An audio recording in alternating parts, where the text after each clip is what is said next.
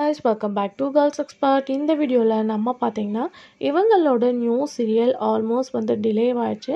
But இருந்தாலும் இவங்களோட short films வேறு லெவல் போயிட்டுருக்கு. ரீசெண்டாக அந்த ஷார்ட் ஃபிலிமாக அவுட் பண்ணிட்டாங்க.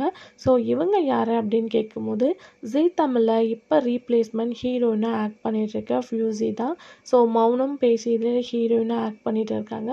ஸோ மௌனம் பேசியதே சீரியல் ஒரு பிக் எக்ஸ்பெக்டேஷனோட வந்த சீரியல். பட் அந்த அளவு ரெஸ்பான்ஸ் கிடைக்கல. ரேட்டிங்ஸ் பார்க்கும்போது வெரி லோ தான்.